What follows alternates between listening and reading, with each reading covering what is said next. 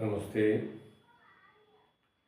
നന്മയുടെ നല്ല ഫലങ്ങൾ കൈവരുമ്പോൾ അതിൽ നിന്നുള്ള സുഖം പരമാവധി അനുഭവിക്കാനല്ലാതെ അതൊന്നും വേണ്ടെന്ന് വയ്ക്കാനോ ഒഴിഞ്ഞു മാറാനോ ആരും തന്നെ ശ്രമിച്ചു കാണാറില്ല. അതേസമയം അതേ ആളുകൾ തന്നെ തിന്മയുടെ കയ്പേറിയ ദുരനുഭവങ്ങൾ ഉണ്ടാവുമ്പോൾ അതുമാത്രം ത്യജിക്കാനും രക്ഷപ്പെടാനും ഒക്കെ പരിഭ്രാന്തരായി ഉഴറി നടക്കുന്നത് കാണാം. മനുഷ്യരങ്ങനെയാണ്.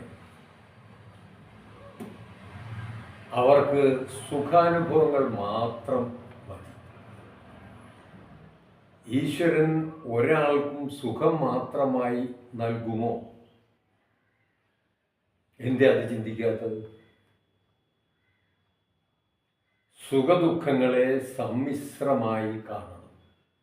അത് കാണാനും അനുഭവിക്കാനും മനുഷ്യന് കഴിയണം.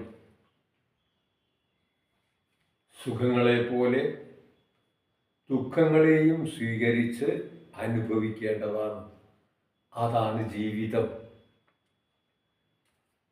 അവനവൻ ചെയ്യുന്ന കർമ്മത്തിൻ്റെ ഫലം അവനവൻ തന്നെ അനുഭവിച്ച് തീർക്കണം എന്നതാണ് വിധി നിശ്ചയം. ആ നിശ്ചയത്തിൽ വിധേയനായേ പറ്റൂ. തന്നെ തോൽപ്പിക്കാൻ വരുന്നവൻ തോൽക്കണമോ അതോ ജയിക്കണമോ എന്ന് നിശ്ചയിക്കാൻ വിധി അവൻ്റെ മുമ്പേ നടക്കുന്നുണ്ട്. ആ വിധിക്കനുസരിച്ച് മുന്നോട്ട് നീങ്ങാൻ കഴിയൂ. നമ്മുടെ ചുറ്റും ഉള്ളവരൊക്കെ നല്ലവരായിരിക്കണമെന്ന് നാം പ്രാർത്ഥിക്കുക. അങ്ങനെ ഒരു പ്രാർത്ഥന നമുക്കുണ്ടായിരിക്കണം. അയൽവക്കത്തുള്ളവൻ ദിവസവും മദ്യപിച്ച് വന്ന് ബഹളമുണ്ടാക്കിയാൽ നമുക്കവിടെ സുഖമായി കിടന്നുറങ്ങാൻ കഴിയുമോ? നമ്മുടെ വീട്ടിൽ അയൽവക്കത്ത് ബഹളമുണ്ടാക്കുന്ന ഒരു ഭ്രാന്തനുണ്ടെങ്കിൽ നമുക്ക് ഉറക്കം കിട്ടുമോ? എല്ലാവർക്കും ശാന്തിയും സമാധാനവും ഉണ്ടാവാൻ നാം പ്രാർത്ഥിക്കണം. നമ്മുടെ പ്രാർത്ഥന തന്നെ ലോകാ സമസ്ത സുഖിനോ ഭവന്തു എന്നാണല്ലോ.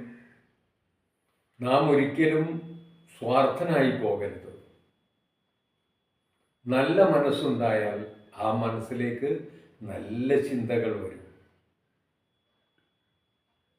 ആ ചിന്തകൾക്ക് ചുറ്റും പരിമളവും പരത്തും.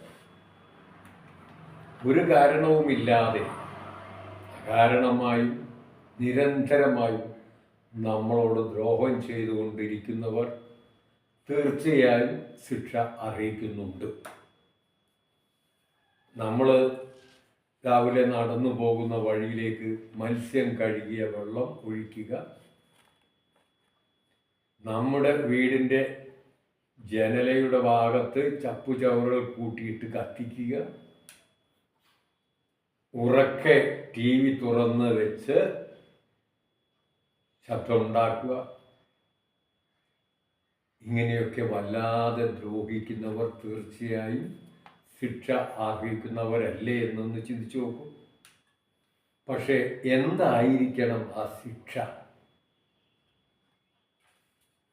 അത് കൊടുക്കാവുന്നതിൽ വെച്ച് ഏറ്റവും വലിയ ശിക്ഷയുമായിരിക്കണം. ആ ശിക്ഷയിൽ അവർ തന്നെ ലജ്ജിച്ച് തലതാഴ്ത്തി പോകുന്ന മട്ടിലുള്ളതായിരിക്കണം എന്ന് മാത്രം. അവരുടെ മകളുടെ വിവാഹം ഉറപ്പിക്കുന്ന ദിവസം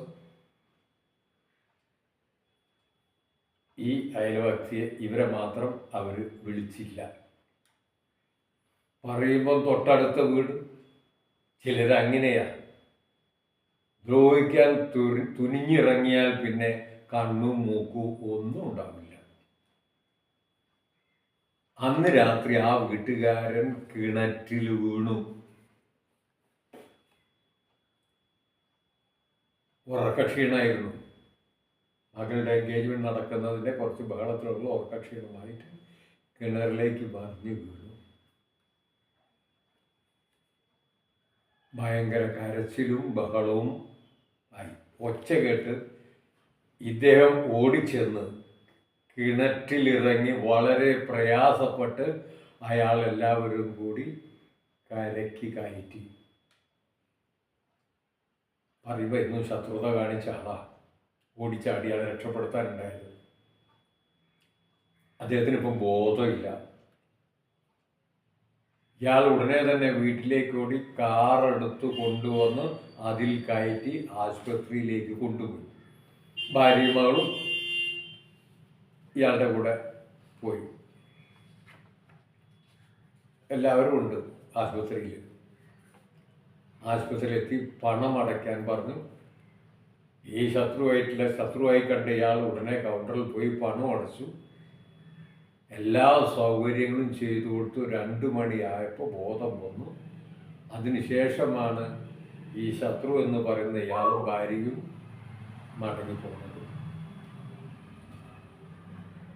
ഇതാണ് അവർ പോലും ഞെട്ടിപ്പോകുന്ന, അത്ഭുതപ്പെട്ടു പോകുന്ന ശിക്ഷ.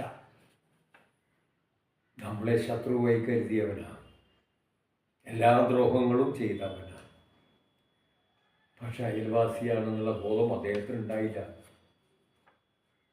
ഒരു നല്ല അയൽക്കാരനെ ഒരു കാരണവുമില്ലാതെ ശത്രുപക്ഷത്ത് നിർത്തി ദ്രോഹിച്ചതിൻ്റെ ശിക്ഷ അതാണ്. ഇദ്ദേഹം ഒരു കാറ് വാങ്ങിയതാണ് മറ്റാളെ പ്രകോപിപ്പിക്കാനുണ്ടായ കാരണം. ഒടുവിൽ ആ കാറ് തന്നെ വേണ്ടി വന്നു ഇയാൾക്ക് ആശുപത്രിയിൽ എത്തിക്കാൻ. നാം ആരെ സഹായിക്കുമ്പോൾ അവർ നമ്മോട് ചെയ്ത ദ്രോഹം, നാം അവർക്ക് ചെയ്തു കൊടുത്ത സഹായം, ഇത് രണ്ടും എപ്പോഴും നമ്മൾ മറക്കണം. നാം ചെയ്തു കൊടുത്ത സഹായവും അവർ നമ്മളോട് ചെയ്ത ദ്രോഹവും നമ്മൾ മറക്കണം. അന്യരെ ദ്രോഹിക്കുന്നതിൽ സുഖം കാണുന്ന അധമന്മാരിൽ തന്നെയാണ് അവർ ചെയ്യുന്ന ദ്രോഹഫലം വന്നടിയുന്നത്. എപ്പോഴും അങ്ങനെ ആർക്കാണോ ദ്രോഹം ചെയ്യുന്നത് അതിൻ്റെ ശിക്ഷയൊക്കെ അവർ വന്നടിയും. അതാണ് ഈശ്വര നിശ്ചയം. അങ്ങനെയല്ലേ എന്ന് വെറുതെ ഒന്ന് ആലോചിക്കുക.